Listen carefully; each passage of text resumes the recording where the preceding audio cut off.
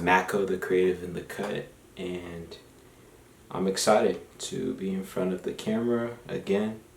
It's been a long time, and I just dropped Welcome to the Makoverse Series 2 this past Friday, so I've just been really excited, and I really want to talk about what went into that project and also go back in time to Welcome to the Makoverse Series 1, right? My first beat tape. How did that process look?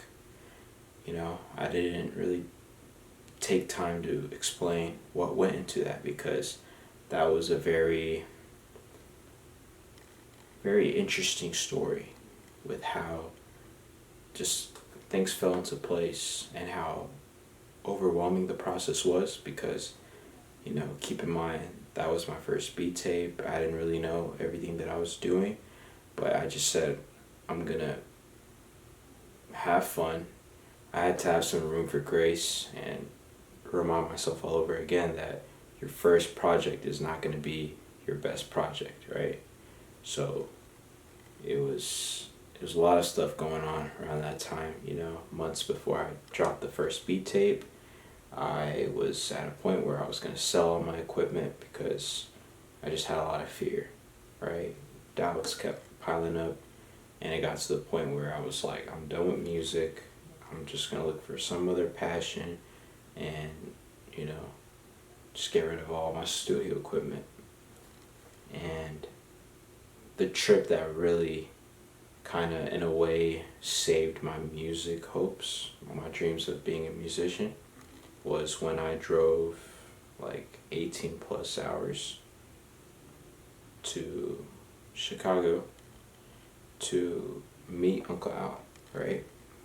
Get to have him hear my beat and just have a one-on-one conversation, just hear him out and look at what are some areas of focus that I need to, have. And it was just a very rewarding moment for me to talk to the guy who got me into beat making and just have him hear something that I worked really hard on. So that really, I guess,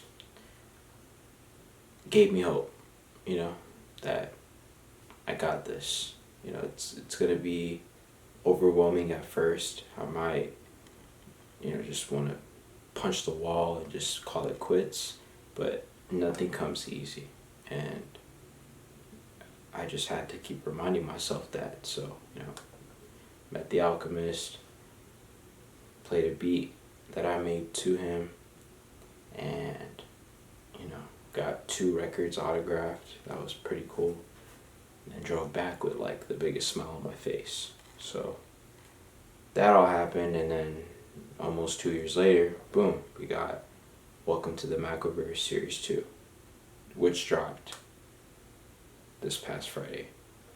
And I'm really excited to just be able to, be proud of that accomplishment, right? Another milestone to my journey. I want to go down a list of what I did for Welcome to the Makoverse Series 1 and Welcome to the Makoverse Series 2. So, starting with Welcome to the Makoverse Series 1, I dropped my first beat tape, right? That being my first beat tape back in 2022.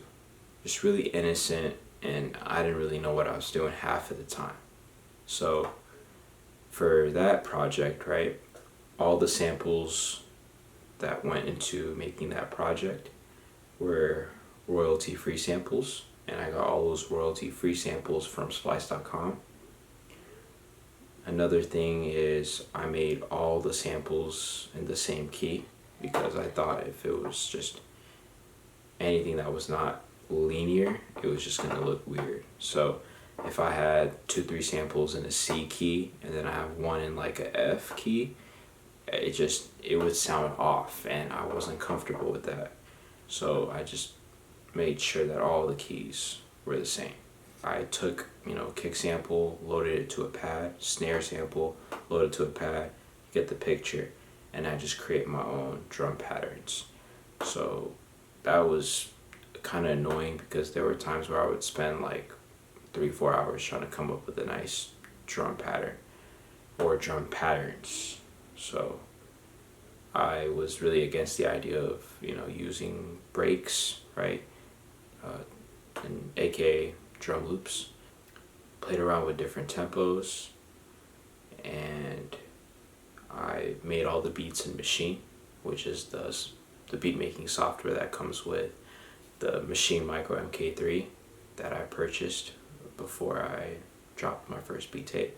So that was like my training wheels, if that makes sense. My Machine Micro MK3 and Machine. I was just able to play around, very simple interface, knowing how to make my sequences before I got into, using Ableton, right? The more pro digital audio workstation. For Welcome to the Macoverse Series 2, I used samples from Tracklip, right?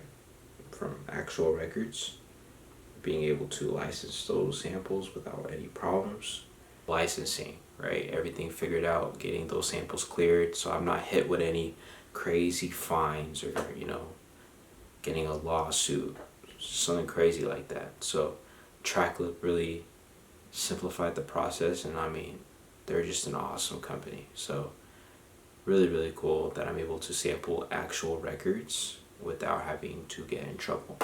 So you pay like a monthly membership fee, and there's no additional licensing fees. You just pay your subscription every month, and you can basically get unlimited sample clearance. So that's pretty cool. I use royalty-free samples from Splice, and it was really fun.